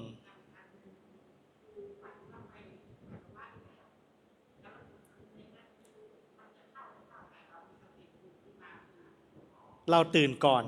เราตื่นก่อนเข้าห้องน้ำหรือบางครั้งตื่นก่อนที่จะปัสสาวะในฝันมันเป็นอาการทางกายไงจริงๆอ่ะสัญญาเนี่ยหรือว่าความจำได้หมายรู้เนี่ยมันต้องอาศัยเหตุการณ์อาศัยการกระทบผัสสะที่เกิดขึ้นอย่างเช่นในกรณีนี้มีอาการปวดท้องทางกายแต่ร่างกายยังไม่ตื่นนะจิตยังไม่ไปรู้กายนะแต่มันมีสัญญาณเตือนเราว่าร่างกายมันเป็นอย่างนี้คือปวดท้องอยากเข้าห้องน้ำปวดท้องอยากเข้าห้องน้ำแต่ร่างกายมันเป็นยังไงจิตมันไม่ไปรู้กายเนี่ยเห็นไหมมันเกิดขึ้นที่กายแต่จิตไม่ไปรู้กายจิตมันหลับอยู่เพราะมันหลับนั่นคืออะไรมันเป็นนามธรรมอ่ะมันก็ไปรู้บางครั้งมันไปรู้นามธรรมก่อนเห็นไหมความจำได้หมายรู้ของเราคืออะไรเวลาปวดท้องอย่างนี้อยากเข้าห้องน้ำมันก็ไปปรุงแต่งในฝันว่าเนี่ยเราก็เลยฝันว่ากำลังจะเข้าห้องน้ำนะเห็นไหมแล้วมันก็ไปเอาอาการในฝันน่ะโอ้ยฝันว่านั่งแล้วฝันว่าปล่อยแล้วปล่อยจริงรู้ตัวอีกทีหนึ่งอ้าวปล่อยแล้วเนี่ยอย่างเงี้ยเห็นไหมหรือบางครั้งเรารู้ทันก่อนว่าเอ้ยอันนี้ฝันอยู่แต่ตื่นมามันก็มีอาการปวดท้องนั่นแหละคืออาการที่กายมันมีการกระทบทางกายมีลักษณะการเกิดขึ้นทางกายคือมีอาการของร่างกายว่ามันปวดท้องเป็นพื้นฐานเห็นไหมอาการนี้เป็นพื้นฐานจิตมันไปรู้แต่มันระลึกไม่ได้อะนึกออกไหมมันยังระลึกไม่ได้อะสติมันยังไม่เกิดว่าปวดท้องอ่ะมันก็เลยไปนึกต่อเป็นอะไรเป็นความคิดใช้สัญญานึกไปมันก็เลยไปรู้ที่สัญญาเพราะว่าอาการแบบนี้เรียกว่าปวดท้องอยากเข้าห้องน้ำมันก็เลยไปอะไรสัญญาดึงขึ้นมาแล้วก็ปรุงแต่งว่ากำลังจะไปเข้าห้องน้ำปวดท้องนะอยากเข้าห้องน้ำถ้าสติเกิดทันก็รู้ตัวก่อนรู้ตัวก่อนก็เป็นยังไงมันปวดท้องก็ลุกไปเข้าห้องน้ำแต่ถ้าสติเกิดทีหลังเกิดตอนอะไรเข้าห้องน้ำเสร็จแล้วนี่นึกออกไหมมันมาตื่นตอนเสร็จแล้วอ่ะนึกออกไหมมันคืออาการทางกายผัสสะทางกายเกิดก่อนร่างกายมันรู้สึกก่อนและสัญญามันทำงานคือร่างกายรู้สึกแบบนี้เป็นอาการนี้ปวดท้องเข้าห้องน้ำนะแล้วสังขารมันก็ไปเอาอาการของสัญญาเนี่ยการปวดท้องเข้าห้องน้ำเนี่ยมาปรุงแต่งเป็นฝันว่านี่แหละเรากำลังจะไปเข้าห้องน้ำนะแต่เป็นเข้าในฝันนะอย่างเงี้ยมันสืบเนื่องกันไปอย่างเงี้ยเห็นไหมมันไม่ได้ทำงานที่เดียวนะจิตมันทำงานอย่างเงี้ยไปเรื่อยๆไปเรื่อยๆอันนี้คือในสภาวะที่อะไรสติไม่เกิดเห็นไหมมันทำงานอะโดยที่เราไม่รู้ตัวแล้วไม่ระลึกไม่ได้ระลึกไม่ได้มันก็ทำงานของมันอย่างเงี้ยแต่พอเรารู้ตัวอีกทีหนึ่งคือถ้ารู้ทันเป็นไงไปเข้าห้องน้ำทันคือขันธ์ห้ามันทำงานของมันเลยเห็นไหมอันนี้คืออธิบายได้ว่าขันธ์ห้าทำงานของมันเองกายเห็นไหมรูปขันธ์เวทนามีความรู้สึกว่ารูปขันธ์เนี่ยไม่สบายนะอาการไม่สบายอย่างนี้สัญญามันคืออะไรปวดท้องอย่าเข้าห้องน้ำนะสังขารคืออะไรปรุงแต่งว่าเนี่ยปวดอย่างเงี้ยจะต้องไปเข้าห้องน้ำนะเนี่ยจิตมันไปรู้ตั้งแต่อะไรรูปเวทนาสัญญาสังขารอันนี้คือตัวจิตหรือตัววิญญาณนี่แหละเป็นตัวไปรับรู้แล้วมันทำให้เกิดปรุงแต่งเรื่องราวเป็นอะไรความฝันเพราะอะไรสติไม่เกิดเนี่ยคือขันธ์ห้าทำงานโดยที่ไม่มีสติเห็นไหมขันธ์ห้าทำงานโดยที่ไม่มีสติแต่ถ้าเรามีสติระลึกได้ไปทันแต่ถ้าระลึกไม่ได้ระลึกตอนไหนอาการใหม่เกิดคืออะไรเปียกเนื้อไหมเปียกไปแล้วหรือว่าออกมานิดนึงแล้วอย่างเงี้ยแต่นึกทันเห็นไหมสติเกิดทันอันนี้ก็เป็นสติเหมือนกันเห็นไหมรู้ทันแต่อยู่ที่ว่าทันตอนไหนทันก่อนจะเริ่มหรือเปล่าหรือว่าไปได้ครึ่งหนึ่งแล้วใช่ไหมแล้วระลึกได้หรือว่าเสร็จแล้วก็ระลึกได้อันนี้ก็อีกกรณีหนึ่ง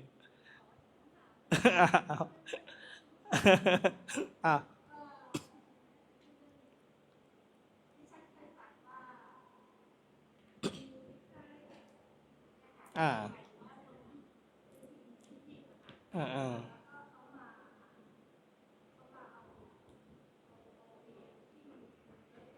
อือฮึ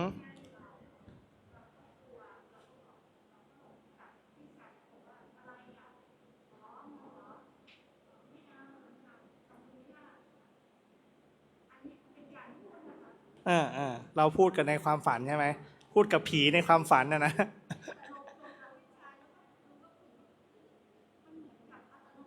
เออเออ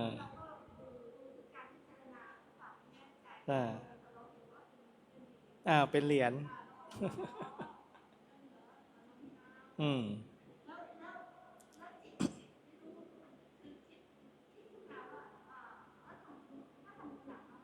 อืมก็อันนี้จะเป็นสัญญาของเราเห็นไหมมันเกิดจากสัญญาของเราสัญญาของเรามันเป็นรูปแบบอย่างเงี้ยแบบคนเอามาเงินมาให้ฉันเหรอฉันฉันไม่เอาอันนี้คือโดยปกติของเราอาจจะเป็นคนแบบนั้นพอเขาเอามาให้เลยอ่ะเราอาจจะไม่เอาไม่อยากรับแต่เอาไปฝากทำบุญไหมเอาไปทำอะไรที่มันเกิดประโยชน์ต่อไปเนี่ยอาจจะมันอาจจะเป็นของที่มันไม่จำเป็นสำหรับฉันแต่เธออยากสละใช่ไหมเราก็เป็นสะพานให้ก็คืออะไรเอาไปสละให้กับคนนี้ไหมอย่างเงี้ยเราอาจจะเป็นคนแบบนี้พอเราเป็นคนแบบนี้ปุ๊บมันก็เลยไปอยู่ในความฝันอ๋อเป็นความคิดของเราเป็นความคิดของเราทั้งหมดนะอันนี้คือความคิดของเราทั้งหมดนะจริงๆการสื่อสารในฝันเนี่ยส่วนใหญ่จะเป็นความคิดของเราทั้งหมดนะมันมีเหตุซ้อนเหตุหลายปัจจัยนะหลายปัจจัยหรือบางครั้ง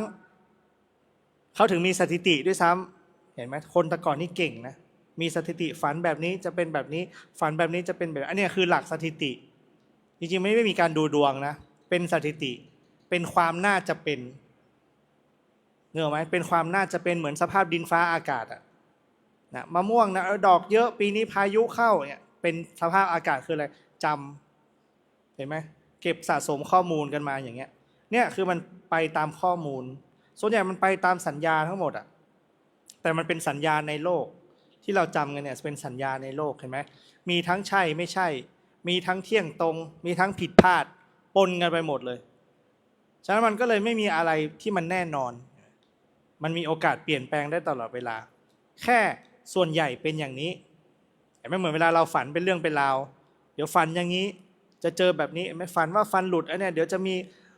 ต้องสูญเสียอะไรอย่างเงี้ยเนอะไหมมันเป็นสถิติมันเป็นหลักของสถิติเหมือนกับว่าจิตมันไปละจิตเนี่ยมันเป็นตัวคาดการได้เนอะไหมแต่การทำนายที่แท้จริงจะมีแค่พุทธทำนายที่แม่นการทำนายโดยพระพุทธเจ้าแม่นที่เดียวแต่ถ้าเป็นที่อื่นคืออะไรใช้อดีตคือสัญญาคาดการอนาคตเหมือนเวลาเราดูดาวอ่ะเขารู้ได้ไงว่าดาวอะไรจะเคลื่อนก็ดูมันไปบ่อยๆเห็นไหมตอนนี้เราดูอดีตมันวิ่งทางนี้อนาคตมันก็ต้องวิ่งทางเดิมถูกไหมมันไม่ใช่อยู่ดีๆวิ่งทางนี้เดี๋ยวมันจะเปลี่ยนไปทางนี้จะเปลี่ยนพรุ่งนี้นะเนี่ยมันไม่ใช่อย่างนั้นเหตุมันมาอย่างนี้เรื่อยๆเห็นไหมเหมือนดวงอาทิตย์ทำไมขึ้นทางเดิมอ่ะขึ้นทางตะวันออกเราก็เลยเรียกว่าตะวันออกเห็นไหมมันไม่มีการเปลี่ยนฉับพลันเนอะไหมมันเป็นอย่างนี้มาโดยตลอดเนี่ยคือสถิติรู้ว่าเดี๋ยวเนี้ยขึ้นทางเนี้ยตลอดก็เลยเรียกว่าอะไรตะวันออกอย่างเงี้ยก็กำหนดเป็นทิศทางว่าอันนี้คือทิศตะวันออกนะอย่างเงี้ยใช้การอะไรความจำสะสมกันไปเรื่อยๆเหมือนดวงดาวเนี่ยทุกอย่างเนี่ยมันเป็นสถิติหมดเราเรียกว่าหลักสถิติเก็บสะสมข้อมูลไปเรื่อยๆเห็นไหมมันก็เลยมีทั้งอะไรตรงบ้างคาดเคลื่อนเล็กน้อย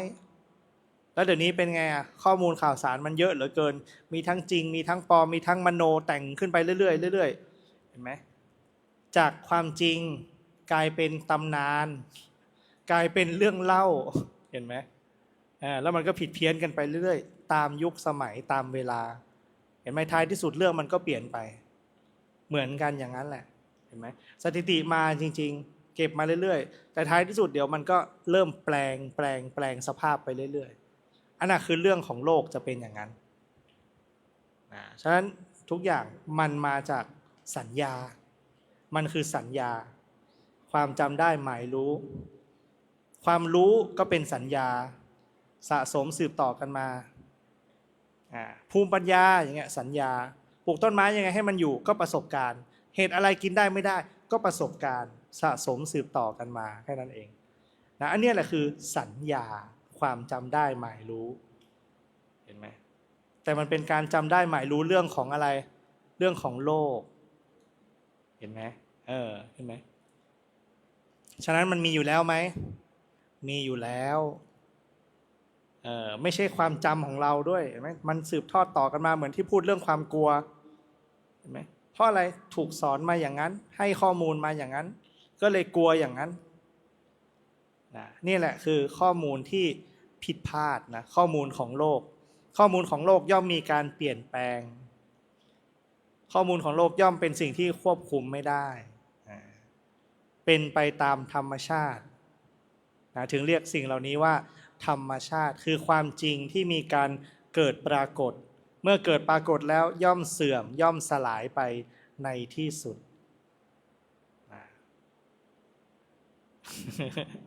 พอครบถ้วนกระบวนความนะน่าจะได้คำตอบกันไปหลายๆอย่างเนาะวันนี้เอาพอสมควรแก่เวลาแล้วกันนะครับวันนี้ก็ถือว่าได้ความรู้ได้สอบถามกันไปเยอะนะจริงๆจะได้ดีนะมีประสบการณ์มานะแลกเปลี่ยนกัน แลกเปลี่ยนกันนะจะได้รู้นะจะได้เนี่ยมาธรรมะมันจะได้เคลื่อน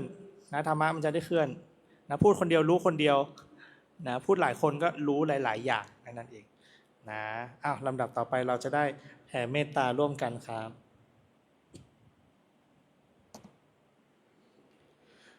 พุทโธ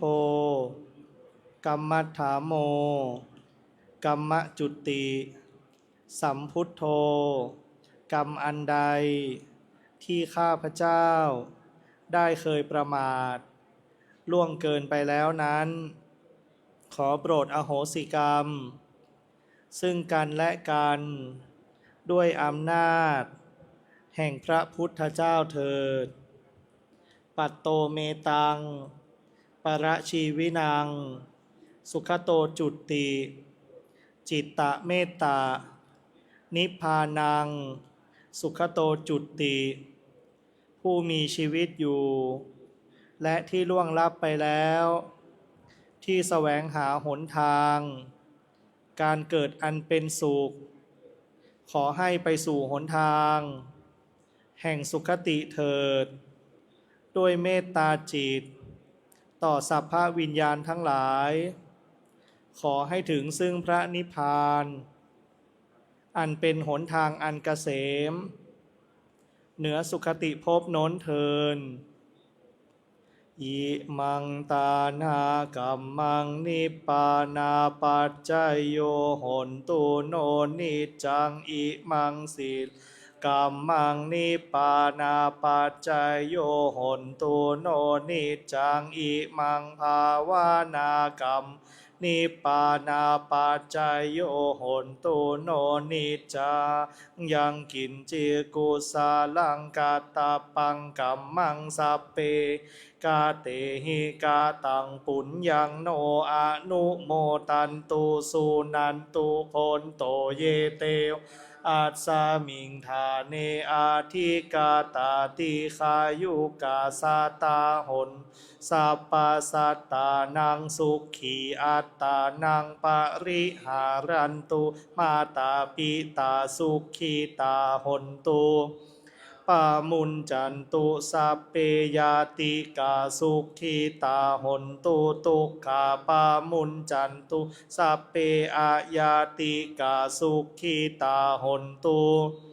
ปามุนจันตุสัพเพปิสาสัพเพยัคขาสัพเพเปตาสุขีตาหนตุปามุนจันตุสัพเพนักขัตตาสุขีตาหนตุตุขาปามุนจันตุสัพเพเตวสุขีตาหนตุตุขาปามุนจันตุสัพเพอาจาริยุปัชฌายาสุขีตาหนตุปามุนจันตุสัพพะสัมปตินังสามิชันตุโว